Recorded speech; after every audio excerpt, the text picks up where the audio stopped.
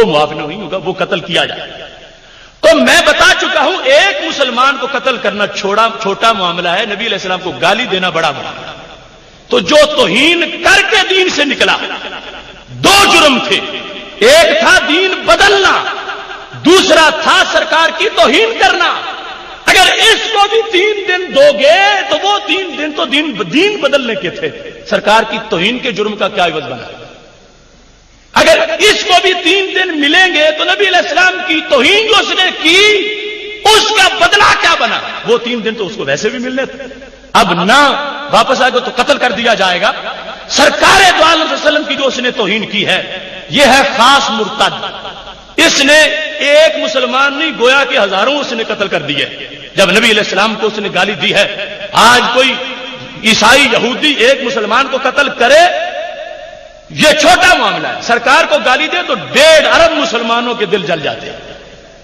اس بیس پر جو مرتد بنا توہین کر کے، ایسے شخص کے لیے توہین کی وجہ سے اس کی واجب القتل ہونے کی سزا ہے، اور وہ سزا کفر کی نہیں، وہ سزا گالی کی ہے، جو اس نے گالی دی ہے ہمارے نبی علیہ الصلوۃ والسلام کو۔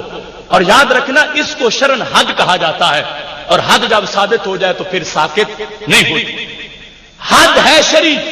اب ایک عورت ہے پاک دامن ہے، اس کو کسی نے اس پر بدی کا الزام لگا دیا اور وہ گواہ نہ لا سکا تو قرآن نے 80 کوڑے لگیں گے۔ اب وہ کہتا ہے میں معافی مانگتا ہوں 1000 بار، تو قرآن کا فیصلہ ہے جتنی بار بھی توبہ کرے کوڑے ضرور لگے۔ حد کی ثابت ہو گئی، ساکت کون کرے گا؟ یہ حد گستاخ رسول واجب القتل ہے، یہ شرعی حد ہے۔ کسی کو حق نہیں کہ وہ معاف کرے۔ سرکار دو عالم صلی اللہ علیہ وسلم کا اپنا حق، چاہا تو معاف کر دیا اور چاہا تو معاف نہیں کیا، سزا دی۔ اگر کوئی بندہ آج یہ بات کرتا ہے تو وہ سرکار کے حق کو چھیننا چاہتا ہے، نبی علیہ السلام کے حق پر قبضہ کرنا چاہتا ہے۔ جو معافی کی بات کہتا ہے کہ میں معاف کر دوں گا، فلاں تنظیم معاف کر دے گی، فلاں صدر معاف کر دے گا، تو اس کو یہ اختیار نہیں ہے۔ یہ سرکار دو عالم صلی اللہ علیہ وسلم کا اپنا حق تھا، آپ نے اس حق کی بنیاد پر چاہا تو معاف کر دیا اور چاہا تو معاف نہیں کیا، اور اس میں باقاعدہ سزا دی۔ اس واسطے یہاں اس چیز کو ذہن میں رکھنا چاہیے کہ یہ سزا حد کی بنیاد پر ہے، اور حد جب ثابت ہو جائے تو ساکت نہیں ہوتی۔ باقی یہ کہنا کہ وہ رحمت للعالمین صلی اللہ علیہ وسلم ہے، ہمارا اس پر ایمان ہے۔ لوگ کہتے ہیں وہ ساری زندگی معاف کرتے رہے اور تم اچھے ہو، تم ان کا نام لیتے اتنی سختی کر رہے ہو۔ تو میں کہتا ہوں اس عقل پر اگر ماتم جائز ہوتا تو کیا جاتا ان لوگوں کی عقل کا۔ سرکار دو عالم صلی اللہ علیہ وسلم نے معاف بھی کیا ہے، اور آپ کا حق ہے، مرضی ہے تو کریں، مرضی ہے تو نہ کریں۔ اس سے ہمیں کیا پتا چلا؟ ہمیں یہ پتا چلا کہ ہم اپنے دشمنوں کو معاف کرنا سیکھ جائیں۔ ایسے بدنامے زمانہ لوگ ان کے خلاف کوئی بولے تو اس پر تو 10 بکواس بکتے ہیں، اور کوئی تھپڑ مارے تو قتل کرنے کو تیار ہو جاتے ہیں، اور سرکار کی جو حق ہے اس کے بارے میں معاف کرنا چاہتے ہیں۔ سنت یہ ثابت ہوئی جب سرکار نے اپنے دشمن کو معاف کیا کہ ہم اپنے دشمن کو معاف کریں۔ یہ سنت نہیں ہے کہ ہم نبی کے علیہ السلام کے دشمن کو معاف کریں۔ یہ سنت نہیں، یہ بے غیرتی ہے کہ اگر کوئی کہے کہ ہم نبی علیہ السلام کے دشمن کو معاف کریں۔ نہیں، ہمارا حق ہی نہیں، حق سرکار دو عالم صلی اللہ علیہ وسلم کا ہے۔ سرکار نے جنہیں چاہا معاف کیا اور ہم حق نہیں رکھتے۔ اس پر یہ میرے پاس موجود ہے شفا شریف، اور اس کے علاوہ اس کی شروحات ان میں تفصیل کے ساتھ اس چیز کو ڈسکس کیا گیا ہے۔ اور یہاں بطور خاص چونکہ اعتراضات کا جو سلسلہ ہے وہ ایک ایسا سلسلہ ہے کہ اس میں مزید وقت لگ جائے گا۔ کچھ لوگ یہ حدیث شریف پیش کرتے ہیں من تکم لنفسہ فی شیء، نبی علیہ السلام نے اپنے بارے میں تو کبھی بدلہ لیا ہی نہیں، الا ان تنتہک حرمت اللہ، اللہ کی حرمت پامال ہو جائے تو پھر بدلہ لیا ہے۔ تو اس واسطے کچھ لوگوں نے یہ جواب دینا شروع کر دیا کہ اگر اللہ کی بات ہو پھر تو غصہ کر لیتے تھے، اپنی بات ہو تو پھر تو غصہ نہیں کرتے تھے، وہ تو معافی کرتے رہے، وہ معافی کرتے رہے، اور تم نے سختی شروع کر دی ہے۔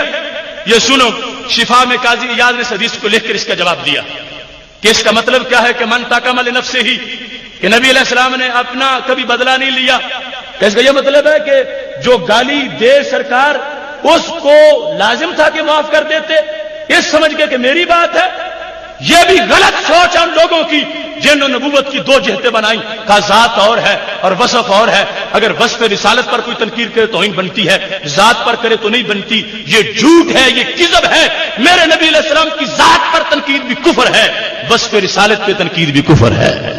دونوں چیزیں برابر ہیں، اس میں کوئی فرق نہیں ہے۔ یہاں انہوں نے لکھا انما یکون ما لا ينتقم منه فيما تعلق بسوء ادب او معاملۃ من القول، کہنے لگے فعلم ان هذا لا يقتضي انه لم ينتقم ممن سبه، کہ اس حدیث سے یہ پتہ نہیں چلتا کہ نبی علیہ السلام نے گالی دینے والے سے بدلہ نہیں لیا، یہ اس سے پتہ نہیں چلتا۔ کیوں؟ انہوں نے کہا سرکار کی عزت یہ حرمت الہی ہے،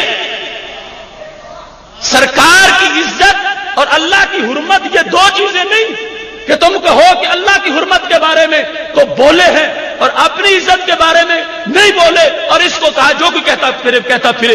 فرمایا نہیں، یہ جو حرمت کا لفظ ہے فعلم ان هذا لا يقتضي انه لم ينتقم ممن سبه او اذاه او كذبه فإن هذه من حرمات اللہ۔